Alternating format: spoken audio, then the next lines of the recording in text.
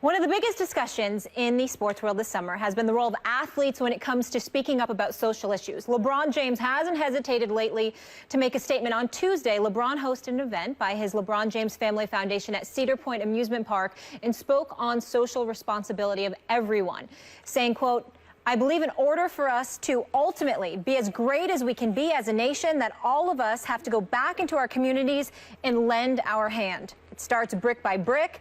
It starts person by person, family by family, kid by kid." Stephen A., what do you make of King James' comments there?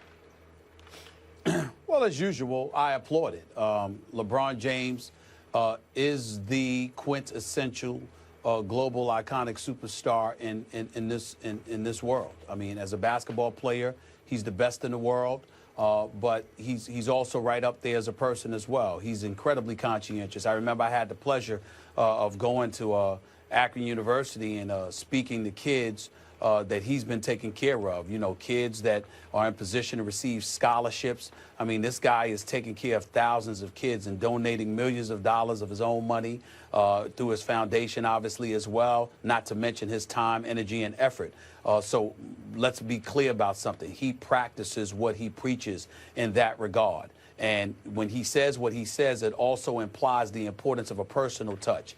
It implies the importance of not operating from 50,000 feet away from a situation, just looking down upon individuals that need your assistance and trying to help from arm's distance. This guy is in the trenches and doing everything that he can to bring attention to issues that are hurting our society and some of the things that need to be done in order to make things better. And so he basically is the walking epitome of the kind of things that Jim Brown has spoken about, the kind of things that Muhammad Ali used to speak about, God rest his soul, and a plethora of athletes from the 60s and beyond who had a social conscience and don't mind putting their muscle and their face and their fingerprints on issue where it's required.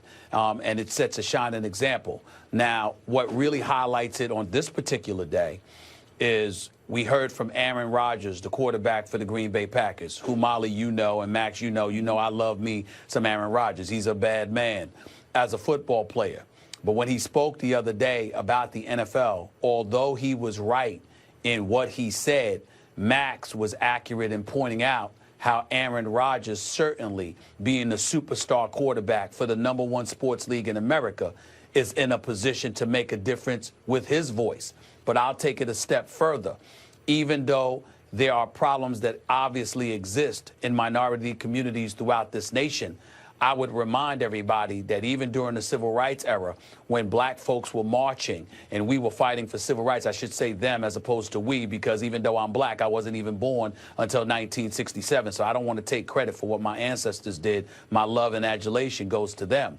But I will say that it's important to recognize that the success that the black community has gained in its evolution from pre-civil rights days to where we are now, despite all of our problems, that had a lot to do as well with white individuals who were willing to speak out in support of some of the incendiary things that were taking place against the black community and other minority communities in this nation. And so when you hear Aaron Rodgers speak, you must ask yourself, well, why haven't you spoken out? What do you mean that the NFL has dissuaded folks from speaking out? Martellus and you know, Martellus Bennett and his brother, you know, they didn't have a problem speaking out. I don't recall the NFL punishing them. And so we have to look at it from that perspective and recognize that while we appreciate what Aaron Rodgers had to say, we have an even greater appreciation for what LeBron James has done and does continue to do. And we hope that not just Aaron Rodgers, but a Tom Brady, but a Peyton Manning and others wouldn't just leave it to the Cam Newtons and the Russell Wilsons of the world to speak out on these issues, because you're only as strong as a nation. You're only as strong as your weakest link. And if you're just going to allow people to be abused, allow people to be demonized and diminished and what have you, how far are we going to go as a society? It takes us all. And I appreciate LeBron James saying what he said, because he's absolutely right, as usual. I want to get to LeBron James in a second. I want to start with what you just said, Stephen A. That's absolutely right. As Martin Luther King said, a threat to justice anywhere, is you got it. injustice anywhere is a threat to justice everywhere. There it is. Everywhere. And Martin Luther King also used to say that even if there's an oppressed group and that he wants to support, even if that group says it's okay, we got this, that's not good enough for him. If there is an injustice somewhere, everyone should stand up against it. And especially in the NFL, this harkens back to Richard Sherman's comments from a couple weeks ago. Look, this isn't the white players' issue necessarily, et cetera. Should they speak up? And Richard Sherman always has interesting things to say, but if I understood his intention correctly, I think he's wrong there. I think in a league where, in a country where everyone's living together, that is the responsibility, particularly in the NBA, NFL, diverse leagues, it's the responsibility of all the players. If their fellow players, if their teammates, if their competitors, if their peers are experiencing injustice, are speaking out against it, to at least, as you said, Stephen, they don't speak out if you haven't educated yourself, if you don't know what you're talking about, but to at least familiarize yourself with the issue, sensitize yourself to it, and if you're down for the struggle, go ahead. Speak out. I think that's important. And Aaron Rodgers, Stephen A., I took what he said as a warming to that idea. Maybe he's not all the way there, but I took it as an encouraging sign. LeBron James. People who still hate on LeBron James, I can't get past this. What do you want this guy to do? First, as a player, right? We've seen for him come out of high school as the most valued prospect ever and then somehow surpassed the hype. As a player, choking away the finals the way he did in an epic collapse, and then coming back in the last two finals that we've seen, in the last two finals period, to play like a combination of Michael Jordan and Magic Johnson and elevate his team and compete when he had no team around him, and then when he got a team around him, an epic comeback and a win. So it's just great to see his development as a player. As a leader, this is tremendous, because what's the issue that constantly comes up when, for example, Charles Barkley makes a comment about personal responsibility?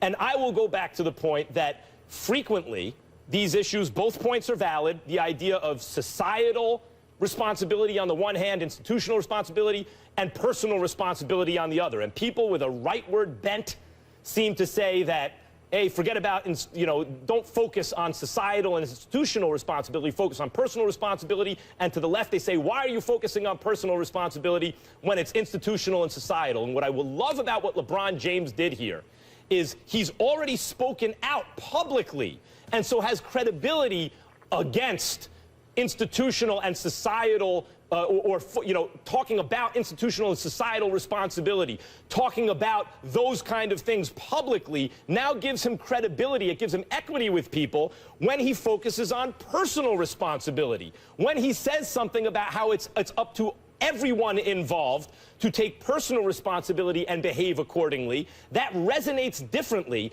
because it doesn't feel like it's coming from one side or other of the political spectrum. It doesn't seem as though he has some kind of ideological agenda, because he's already spoken up against the other. So now he can talk about people taking personal responsibility, and it resonates with everyone. And LeBron James, the player, and LeBron James, the leader, is an amazing thing to see. I don't know how you can hate on this guy. Well, first of all, he's the closest thing to perfection, I believe, that we've seen from a professional superstar athlete, maybe ever. I mean, when you consider his level of production on the court, his level of commitment to excellence, combined with the fact that what he is off the court in terms of how he's conducted himself, it just doesn't get closer to flawlessness as far as I'm concerned. LeBron James was on the cover of Sports Illustrated when he was 17 years of age. The expectations were there.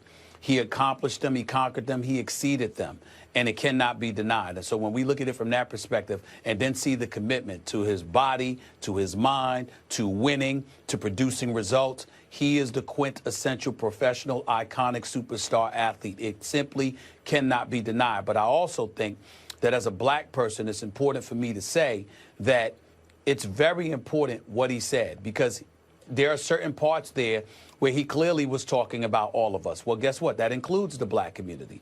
That includes us stepping up and not looking for others to blame when there are things that we can do to alleviate our own problems. Now, clearly, that doesn't mean that we're all at fault and we're always doing something wrong or anything like that.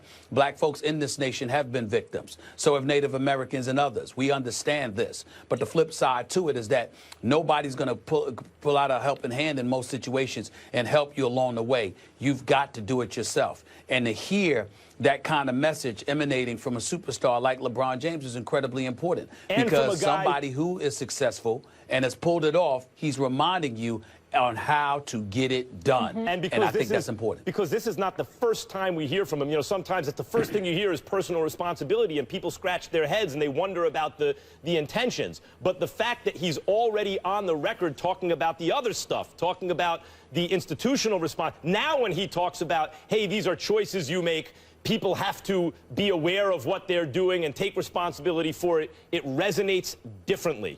Because, I don't know how to put it, because you know he's down for the struggle. And the best athlete in the world, that's not always the case, at least not publicly so. Yep. No, you certainly have to applaud him in using his platform to pay it forward, and he continues to, and leading the rest of the NBA. He pays it forward. Certainly. He pays it forward, Molly. You're right. When we come